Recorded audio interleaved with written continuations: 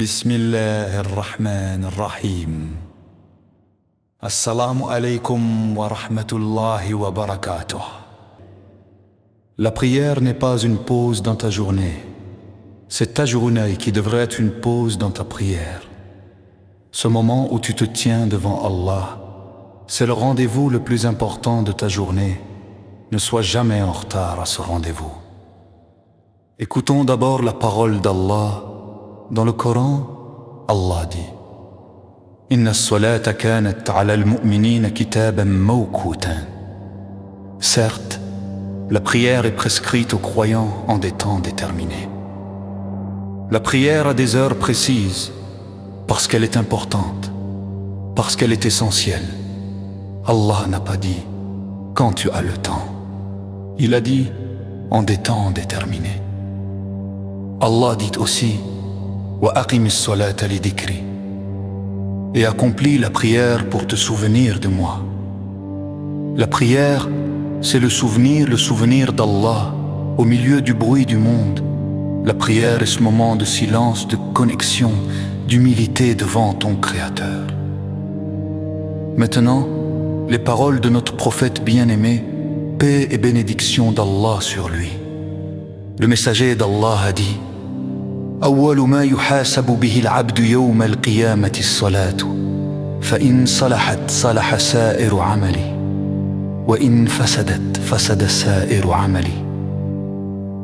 La première chose dont le serviteur sera jugé le jour de la résurrection, c'est la prière. Si elle est bonne, tout le reste de ses œuvres sera bon. Si elle est mauvaise, tout le reste de ses œuvres sera mauvais. Imaginez cela. Le premier dossier ouvert le jour du jugement. Ta prière, elle détermine tout, elle conditionne tout. Le prophète a aussi dit: As-salatu imadu ad-din faman aqamaha faqad aqama ad-din wa man tarakaha faqad hadama ad-din. La prière est le pilier de la religion. Celui qui l'accomplit a établi la religion. Celui qui la délaisse a détruit la religion. La prière est le pilier. Sans pilier, le bâtiment s'écroule. Sans prière, la foi s'affaiblit puis s'effondre. Un autre hadith émouvant, le prophète a dit: Bayna ar-rajuli wa bayna ash-shirki wal-kufri tarku as-salati. Entre l'homme et l'associationnisme et la mécréance, il y a l'abandon de la prière. Ce n'est pas moi qui le dis, c'est le prophète. L'abandon de la prière n'est pas un petit péché, c'est un danger grave, un fossé qui se creuse entre toi et la foi. Et cet avertissement solennel: Man taraka salat al-asr faqad habita amaluhu. Celui qui délaisse la prière du asr, ses œuvres sont anéanties. Une seule prière manquée et toute une journée d'efforts, d'adoration, de bonnes actions anéanties, comme si elle n'avait jamais existé. Maintenant, réfléchissons. Quand l'heure de la prière arrive, que fais-tu? J'attends 5 minutes. Je termine ce travail. Ce n'est pas grave si je la retarde un peu. Mais ces 5 minutes, ces petits retards, ils creusent une distance entre toi et Allah. La prière du Fajr, à l'aube, quand tout le monde dort, toi tu te lèves pour répondre à l'appel d'Allah. C'est la prière des sincères. La prière du Dour, en plein travail, tu t'arrêtes, tu laisses le monde derrière toi. Tu te tournes vers ton Seigneur. C'est la prière des reconnaissants. La prière du Assi, en milieu d'après-midi, la fatigue commence mais tu persistes. Tu accomplis ton devoir. C'est la prière des persévérants.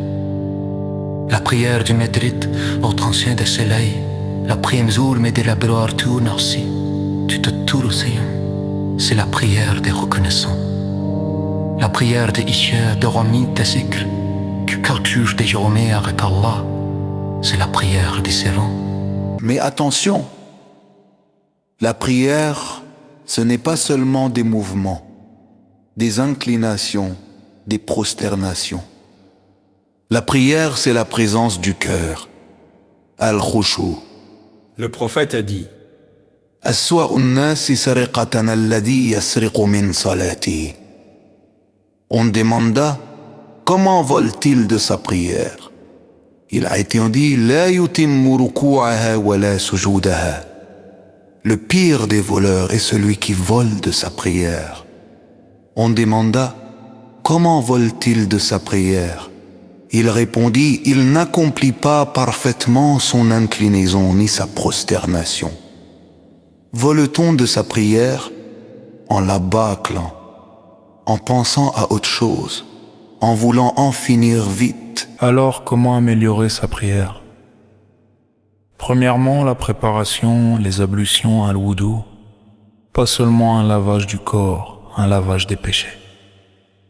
Comme le dit le prophète, quand le musulman fait ses ablutions, les péchés sortent de son corps, même de sous ses ongles. Deuxièmement, l'intention avant chaque prière, arrête-toi. Rappelle-toi pourquoi tu pries, je me tiens devant Allah.